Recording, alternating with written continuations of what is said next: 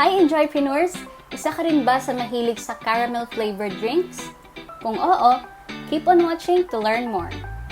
For our first recipe, you can serve this ng hot or cold.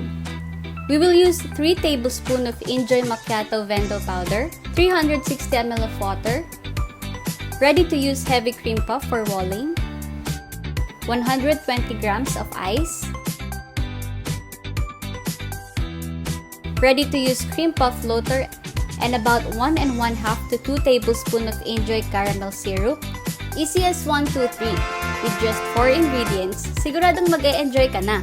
Syempre, hindi kumpleto ang recipe ideas kung walang costing. I-screenshot na ang costing for this very easy cold caramel macchiato recipe. Now for our second recipe, of course, marami tayong frappe lovers na inJoypreneurs dyan. Lalagyan natin ng twist ang ating second recipe. We will use inJoy caramel macchiato milkshake and mocha milkshake. Just add 75 ml of water, 37.5 grams or 3 tablespoons of caramel macchiato milkshake, 3 tablespoons of mocha milkshake, and 300 grams or 3 cups of crushed ice. Blend, blend, blend, and once blended, mag-add tayo ng cooked tapioca pearls and transfer na natin ang mixture sa ating 22-ounce cup. Let's add in also our prepared cream cheese floater. For more caramel filling, top it with inJoy caramel syrup. Mas delicious tignan at mas Instagrammable pa.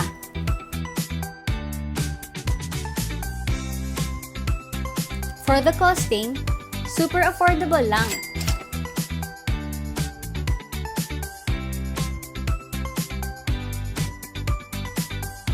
And for our final recipe, we will use our newest milk tea flavor, Dalgona milk tea. Now, we will mix 4 tablespoons of Dalgona milk tea into 280 ml of water.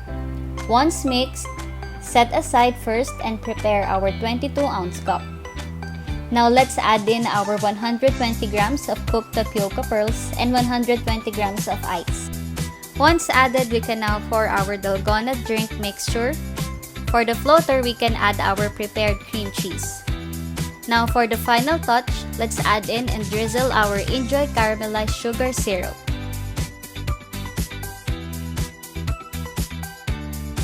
For the costing, super affordable lang.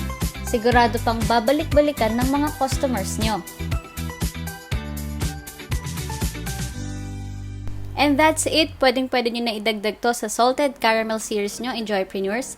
Let us know in the comment section below kung ano ang mas nagustuhan nyo. Ang first, second, o ang third recipe.